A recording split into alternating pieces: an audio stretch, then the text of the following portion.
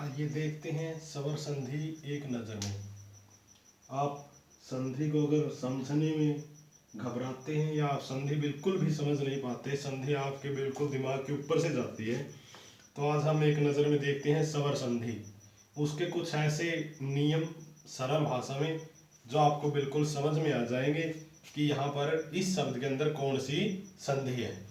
तो सबसे पहले जो हमारी स्वर संधि है, स्वर संधि के आपको भेद का पता होना चाहिए। कितने प्रकार की होती है स्वर संधि? 5 प्रकार की होती है स्वर संधि। कितने प्रकार की है?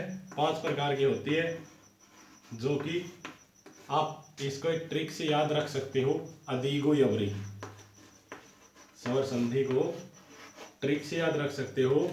अदीगु, अरे क्या हो गया, अदीगु यवरी। आ से अयादी, दी से दीर्घ, गु से गुण, यह से यण और व्री से वृद्धि। हमें परिभाषा याद रह जाती है, लेकिन समस्या जब आती है जब हम इन शब्दों को खंडित नहीं कर पाते, उनको संधि विच्छेद नहीं कर पाते और उनका नाम हमें ध्यान में रहता। तो जैसा कि अयादी में है, अयादी में क्या बनता, हमें ये याद रहना चाहिए कि जो सबसे ज्यादा परिवर्तन होंगे किस में होंगे? हर 100 स्वरों में परिवर्तन होंगे। अब जैसे अय है, अय है, अयादी, अय, आदि, तो किस किस का ये अय बनेगा ये हम अब आपको बताएंगे। कि जैसे ए, आई, ओ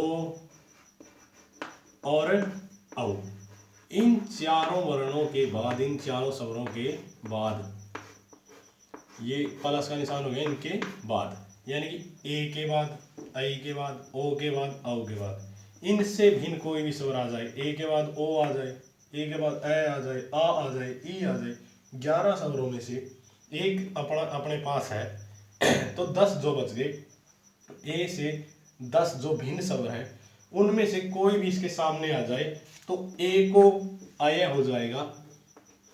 अगर भिन्न स्वर यहां पर आता है, भिन्न स्वर आने पर, भिन्न स्वर आने पर, तो ए को अय, आई को आय, ओ को आव और औ को आव आदेश हो जाता है। ए को अय, आई को आय, ओ को औ और औ को आव हो जाएगा। कब होगा? जब ए से भिन्न स्वर, आई से भिन्न स्वर, ओ से भिन्न स्वर, औ से भिन्न स्वर इनके सामने आ जाता है। अब जैसे उदाहरण देखेंगे हम, ने, नई प्लस अक, नई प्लस अक, अगर विसर्ग इसी को हम, ये तो हमारा हो गया हिंदी में, अगर संस्कृत में लगे तो नई प्लस अक है तो क्या बन जाएगा? आई आया है, आई के बाद ए है, आया, आई को आया हो गया तो नाय, यह हलन था, आ की मात्रा यह में मिल गई और बन गया नायक, नायक है, नायक या नायक। तो यानी कि हमारी अयादी संधि ऐसी हो गई। अब दीर्घ है, दीर्घ का काम क्या है कि हर 100 या स्वर जो सम स्वर है, ए आ क्या है? सम है। ई क्या है? ई क्या है? सम है। उ ये दोनों क्या है? सम स्वर है।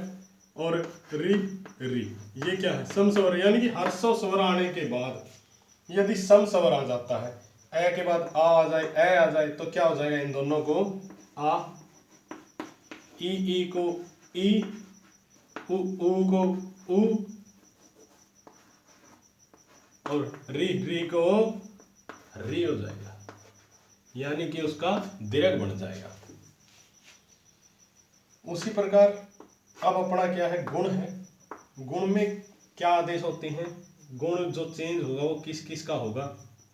यदि ए आ के बाद, ए आ के बाद ई, उ, री, लरी, ये चारों स्वर यदि आते हैं, यदि ए आ के बाद ए आ की मात्रा के बाद ई उ री लरी ये चारों स्वर आते हैं तो ई को ए, ई को क्या हो जाएगा ए, उ को ओ, री को यानी कि ए यो का यो, री का रे बन जाएगा तो अर बन जाएगा, और लरी का ए यो का यो, लरी का ल, तो क्या हो जाएगा अल आदेश हो जाएगा। ये सब किस में होंगे, गुण में होंगे। गुण में परिवर्तन किसका होगा, ई का, उ का, री का, लरी का, और इनका परिवर्तन क्या होगा कि इनके अंदर बदलाव क्या आएगा, ए प्लस ई ए आ प्लस उ ओ, ए आ प्लस री अर, और ए आ प्लस लरी अर बन जाएगा।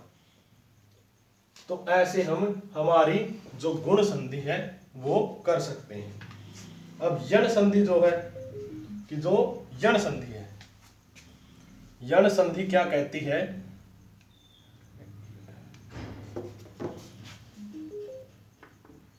यण संधि में ये जो ई उ री लरी हैं ये चारों पहले आ जाएंगे, ई उ री और लरी ये चारों वर्ण पहले आ जाएंगे। इनके बाद कोई भी भिन्न स्वर, कोई भी भिन्न स्वर यदि आता है,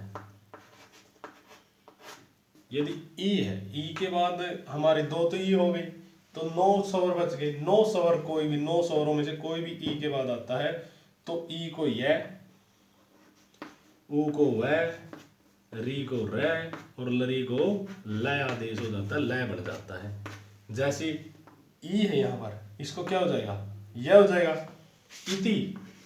उदाहरण क्या है, इति प्लस आदि।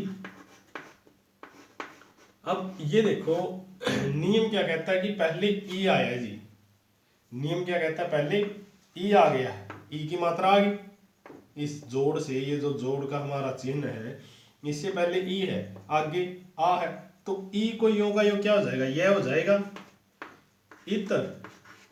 इत हलंत हो गया क्योंकि ई की मात्रा निकल गई तो व्यंजन क्या है, आधा रह जाएगा। इत यह हलंत है आदि, ये इसको हम संधि विच्छेद हो गया अपना।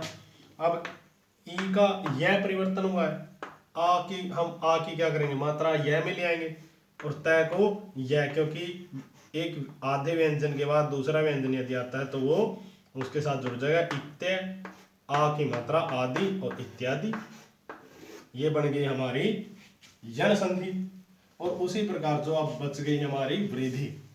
अब यहाँ पर अयाति और वृद्धि में अंतर देखो, दोनों का परिवर्तन किसका होगा, ए आई ओ औ, ये समानता कि इनका परिवर्तन होगा। अंतर क्या है कि इनका जो परिवर्तन होता है वो अलग होगा। अब जैसे ए आ के बाद ए आ, पहले कौन सी मात्रा मिलेंगी, ए आ की मिलेंगी, और इसके बाद यदि ए आई ओ औ, तो ये चारों जब वर्ण आते हैं ओ औ, ये चारों जब वर्ण आएंगे तो ए आ के बाद ए आई आए तो वृद्धि हो जाएगी, ए को क्या हो जाएगा, आई हो जाएगा, और ओ को औ आदेश हो जाएगा। यानी कि 2 स्वर बन जाएंगे चारों में से, वो क्या उनसे बनेंगे, आई और औ। ये अपनी वृद्धि का नियम है। दोबारा एक बार देखते हैं, इनका जो संक्षेप में समझते हैं कि यदि ए आस के बाद हमारा 3 बार पहले ए आएगा, दीर्घ में आएगा, गुण में आएगा और वृद्धि में आएगा। अब दीर्घ में क्या है कि ए आ के बाद ए आ ही मिलेगा तो दीर्घ है। गुण का क्या नियम है कि ए आ के बाद यानी ए आ की मात्रा के बाद या तो हमें ई मिलेगी, उ मिलेगा, री मिलेगा। तो जैसे कौन सा था वो हमने पहले बोला था, नागेंद्र, जो नागेंद्र शब्द है। अब नागेंद्र शब्द में क्या है, ई और ए और ई है, नाग प्लस इंद्र। इसका अगर संधि विच्छेद करेंगे नागेंद्र का तो क्या बनेगा, नाग गै में ए है और उसके बाद क्या बच गया, इंद्र। अब गै में ए है, ए और ई ये दोनों क्या करते हैं, ए आदेश करते हैं, क्या बनाते हैं, ए बनाते हैं। नाग प्लस इंद्र का अगर ए और ई को मिलाएंगे तो ए बन जाएगा और हमारी गुण स्वर संधि हो जाएगी। अब वृद्धि क्या कहती है कि ए आ के बाद ए ऐ ओ औ आता है तो ए को ऐ ओ को औ आदेश हो जाएगा। अब स्वर संधि की दो बच गई हमारी, कौन कौन सी, अयादि और यण। इसमें बिल्कुल भी हमने उलझन में नहीं जाना, कंफ्यूज नहीं होना। अयादि में क्या, अयादि के जो हमारे दीर्घ के संयुक्त स्वर हैं, इन चारों को संयुक्त स्वर भी बोलते हैं, ए ऐ ओ औ को संयुक्त स्वर भी बोलते हैं।